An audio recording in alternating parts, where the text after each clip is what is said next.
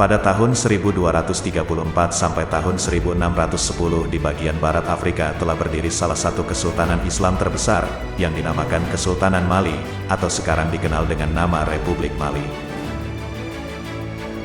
Pada masa kepemimpinan Mansa Musa yaitu pada tahun 1230 Masehi, Kesultanan Mali memiliki peran penting terhadap populasi pertumbuhan umat Islam di Afrika Barat. Ajaran Islam masuk ke Afrika Barat pada abad ke-9, yang dibawa oleh Muslim Berber dan Tuareg, yang sebagian besar terdiri dari pedagang. Kesultanan Mali juga terkenal akan kekayaan raja-raja penguasanya, terutama Raja Mansa Musa. Kesultanan ini memiliki pengaruh yang besar terhadap kebudayaan Afrika Barat, karena menyebarluaskan pemakaian bahasa, hukum, dan adat istiadat yang diterapkan di daerah tersebut kepada daerah lainnya di sepanjang Sungai Niger.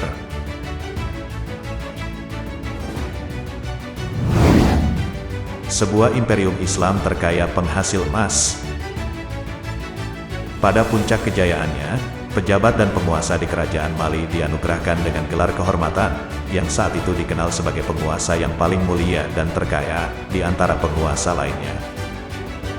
Bahkan saking kayanya Kesultanan Mali, menurut Rudolf Buchwer, seorang guru besar sejarah di Universitas California, pernah berkata, jumlah kekayaan Mansa Musa sungguh besar, bahkan mustahil untuk mengetahui sebesar apa kekayaannya, dan seberapa berkuasanya dia sebenarnya.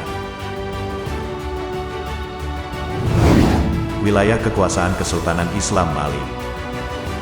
Kesultanan Mali mencapai luasnya yang terbesar di bawah Mansa Lae. Selama periode ini, Mali terdiri dari hampir seluruh wilayah antara gurun Sahara dan hutan pantai. Kesultanan ini terbentang dari Samudra Atlantik sampai Niamey modern di Niger. Pada tahun 1350, Kesultanan ini memiliki luas kira-kira 439.400 km persegi. Kesultanan ini juga mencapai populasi terbesarnya selama periode Lae dengan menguasai 400 kota dan desa dari berbagai region dan etnis.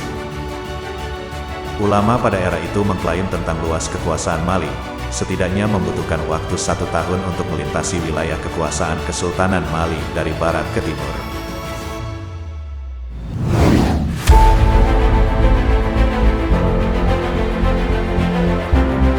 Ekspedisi besar-besaran ke benua Amerika. Imperium Mali pernah dipimpin oleh seorang raja muslim yang sangat gemar mengembara, hingga ke seluruh negeri dalam wilayah kekuasaannya yang sangat luas. Jiwa petualang Mansa Abu Bakar II membangkitkan pertanyaan dalam dirinya, ada apa di seberang Samudra Atlantik yang berbatasan dengan negara kita di sebelah barat? Memenuhi hasrat mengembaranya yang besar, sang penguasa kemudian memanggil para insinyur perkapalan dari Danau Chad untuk membangun kapal-kapal berkonstruksi super kuat untuk menyeberangi Samudra Atlantik. Tidak cukup sampai di situ, armada petualangan Mansa Abu Bakar II juga diperkuat dengan para pelaut yang tangguh, para pedagang yang ulet, insinyur-insinyur terbaik, dan ahli pembangunan yang mahir, termasuk juga seniman yang kreatif, kesatria yang berani, serta para cendekiawan. Dalam ekspedisi pelayaran menyeberangi Samudra Atlantik itu, mereka dibekali rangsum yang cukup untuk 2 tahun perjalanan. Mansa Abu Bakar II memerintahkan awaknya agar tidak kembali ke Mali, kecuali jika telah mencapai ujung Samudra Atlantik, atau karena kehabisan bekal makanan dan air. Akhir dari ekspedisi pelayaran tersebut ternyata hanya menyisakan seorang kapten dengan 1 kapal yang berhasil kembali ke Mali, yaitu dari 200 kapal yang dilepas. Kesaksian kapten kapal yang berhasil kembali tersebut menyebutkan bahwa kapal lainnya bersama para awak terseret arus saat dalam pelayaran hingga hilang tak berjejak. Kegagalan pada misi pertama ini ternyata tak membuat Mansa Abu Bakar II menyerah begitu saja. Tak lama kemudian, dia mulai menyiapkan ekspedisi yang kedua kalinya, yaitu sebuah armada yang lebih kuat dan lebih besar, dan memutuskan untuk memimpin sendiri misi pelayaran tersebut.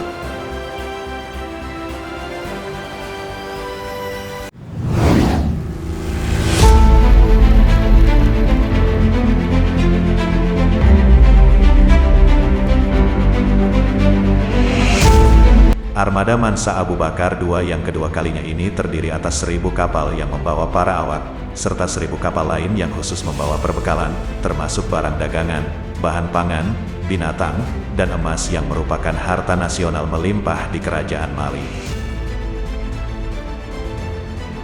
Perlu diketahui bahwa Imperium Mali pada masa itu adalah imperium yang sangat kaya akan emas.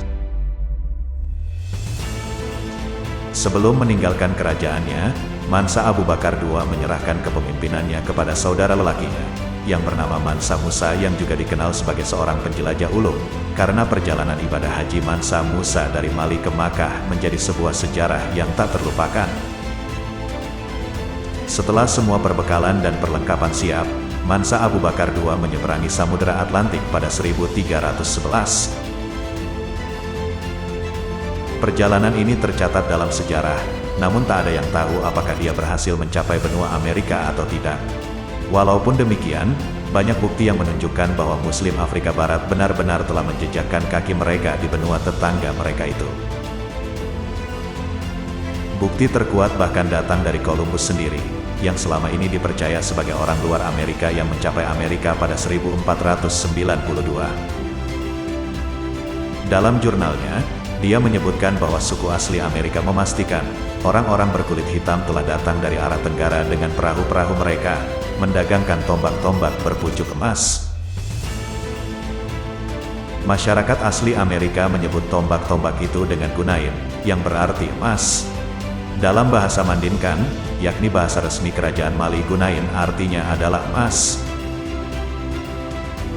Analisa kimia dari kepala-kepala tombak yang terbuat dari emas itu menunjukkan bahwa logam mulia tersebut sangat mungkin berasal dari Afrika Barat. Di sisi lain, Columbus dan putranya juga menemukan bahwa warga asli Amerika menggunakan sapu tangan yang sangat mirip dengan yang dipakai oleh masyarakat di Afrika Barat. Pelaut Eropa itu juga menyebutkan bahwa suku asli Amerika mengenakan kain yang sama dengan yang digunakan oleh Muslim Moor dari Spanyol. Ini artinya ekspedisi dari Andalusia pada tahun 800-an dan ekspedisi Mali pada tahun 1100-an telah berhasil mencapai benua tersebut. Memang tak pernah ada yang tahu bagaimana nasib armada laut Mansa Abu Bakar II, namun, bukti-bukti tersebut menegaskan bahwa bangsa Muslim adalah yang pertama mencapai Amerika, bukannya pelaut Eropa. Dalam hal ini adalah Columbus. Mansa Abu Bakar II juga telah dikenal sebagai raja kaya dengan wilayah kekuasaan yang luas di dunia. Dia juga mengerahkan seluruh harta dan kekuatannya demi mengejar ilmu pengetahuan dan penemuan baru. Tekadnya yang besar untuk mencapai benua Amerika menunjukkan dengan jelas bahwa hubungan antara Afrika Barat dan Amerika tidak diawali dengan perbudakan, seperti yang digagas oleh para penjajah Eropa. Hubungan Afrika Barat dan Amerika telah dijajaki oleh para pelaut, penjelajah, dan raja-raja Muslim yang membawa misi persahabatan dan perdamaian. Dengan demikian, Islam telah masuk ke benua Amerika sejak era penguasa Muslim Andalusia dan dilanjutkan oleh ekspedisi Muslim Afrika Barat, dalam hal ini adalah Muslim Mali.